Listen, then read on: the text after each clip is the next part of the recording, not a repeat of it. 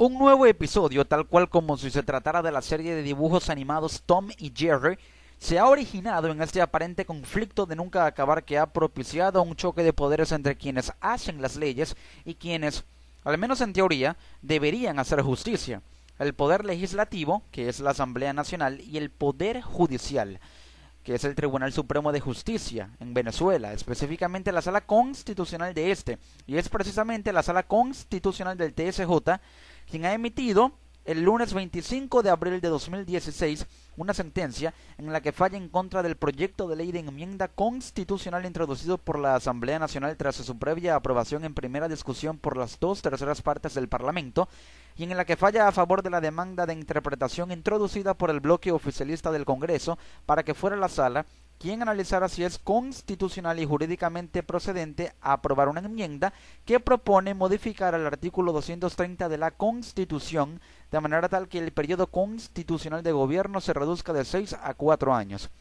Esa enmienda fue rechazada bajo el argumento de que esa ley es retroactiva, es decir, que busca extender su aplicación sobre un hecho pasado, que es el cumplimiento del tercer mandato o el tercer año del mandato de Maduro, y que por lo tanto viola el principio de irretroactividad absoluta sobreentendido en el artículo 24 de la Carta Magna. Este argumento resulta ser un poco dudoso, puesto que una ley se considera retroactiva cuando sobre ella existe una ley posterior contra el acto juzgado o delito cometido. En este caso, el acto del cumplimiento de la mitad del mandato del presidente, pero en realidad no existe una ley que se oponga a la de la enmienda. Esto quiere decir que dicha reducción del mandato a 4 años sí podría aplicarse porque el artículo 340 de la Constitución venezolana reza que la enmienda tiene por objeto la adición o modificación de uno o varios artículos de esta Constitución sin alterar su estructura fundamental. Enmienda que no exceptúa al artículo 230, que es el periodo de gobierno de 6 años. Por lo tanto, al no existir una ley que bloquee la enmienda y ésta sea amparada por el artículo 330, no hay retroactividad que viole el artículo 24 y podría proceder perfectamente a ser aprobada si no fuera por la interpretación jurídicamente débil y unilateral de una instancia actuado con su poder que a las comporta como un poder altera el balance del sistema orgánico público venezolano hasta el punto de restarle funciones contraloras y minimizar tanto política como legalmente a la Asamblea Nacional. La oposición venezolana claramente tomó el poder legislativo para, desde allí, gestar una transición política mediante los mecanismos contemplados en la Constitución. Estos son el referendo revocatorio, la enmienda constitucional al periodo de gobierno y la Asamblea Nacional Constituyente, 3 opciones que la tolda adversa a Maduro ha considerado como las vías para salir de este gobierno democrática, pacífica, electoral y constitucionalmente. Ahora pues, las opiniones de diversos analistas que he leído convergen todas en un solo punto. La oposición no quiere un revocatorio porque esto implica buscar la forma de acelerar un trámite que muy probablemente llegue a ser obstaculizado y trabado por el CNE, aunque la Sala Constitucional del TSJ no avale el carácter orgánico de la ley de referendos aprobada por la Asamblea Nacional, y a pesar de ello, no puede emitir una sentencia rechazando el revocatorio, ya que no puede rechazar la voluntad del pueblo expresada en el artículo 72 de la Carta Magna, y aún así el proceso se postergue tanto que podría tardar 8 meses o más en llegar si el TSJ no acepta, como parece que tampoco lo hará, la ley orgánica de referendos y ésta simplifique así los complejos requisitos del CNE en sus resoluciones regulatorias de referendos aprobadas en 2007. Lo más notorio era que la oposición tenía planeado aplicar la enmienda en caso de que el revocatorio se postergara tanto que hubiera coincidido con el cumplimiento del 4º año de mandato de Maduro, pero al ser rechazada por el Tribunal Supremo de Justicia esa posibilidad ya no existe. Es así pues que la Mesa de la Unidad Democrática solo le queda la opción del revocatorio a la oposición, que a pesar de que los fraccionados segmentos que no se terminan de poner de acuerdo en una sola agenda dentro de la coalición no lo quieran, tendría que utilizarla porque de extenderse tanto hasta el punto de que el gobierno busque cortar el proceso mediante mecanismos de presión sobre el CNE, tendrían que recurrir al último recurso y vía que propone la Constitución para salir de un gobierno indeseado, la Asamblea Nacional Constituyente. Una carta muy riesgosa que la oposición podría juzgar si realmente tuviera la voluntad política de estar dispuesta a aceptar el largo tiempo que toma redactar una nueva constitución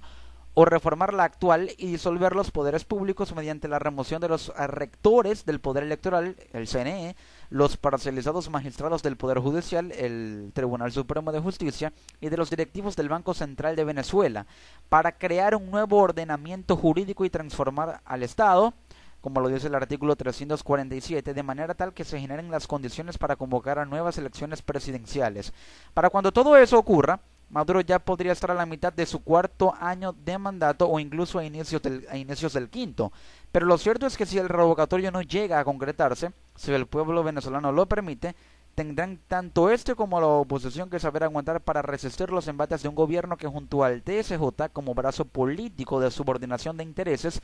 está tratando y tratará de mantenerse en el poder bajo cualquier precio a pesar de que su capital político, el apoyo nacional, sea de un insuficiente 15% para el presidente Maduro,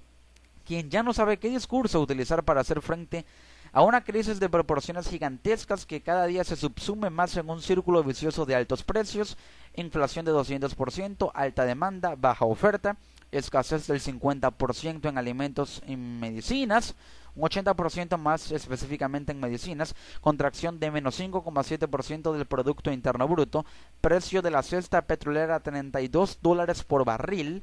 caída de 49% en las exportaciones y 60% de las importaciones, reservas internacionales mermadas en $12.000 millones, déficit fiscal de 20,2 millardos de dólares, deuda externa de 47.000 millones de dólares, inestabilidad cambiaria que devalúa cada vez más el bolívar, que ya va por más de 1.200 bolívares por dólar en el mercado negro, e inestabilidad política por el descontento social que ha creado esta crisis económica originada por los factores que acabo de mencionar. Es así pues que,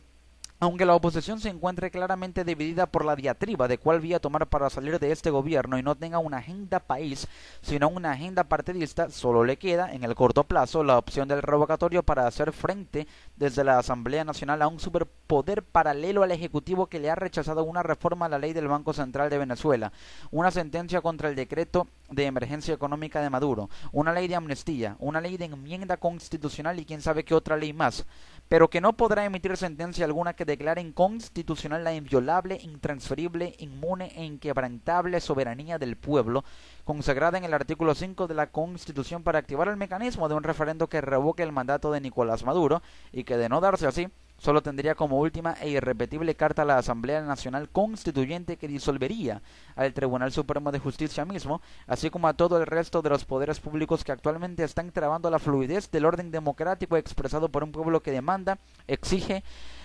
un cambio de gestión a gritos. Solo quedan dos cartas, dependerá de quienes representan la subversión al gobierno de Maduro, saber cuándo, cómo y en qué preciso momento jugarlas, ya que, de fallar, no habrá otra oportunidad que la historia pueda dar. Es ahora o nunca, Venezuela.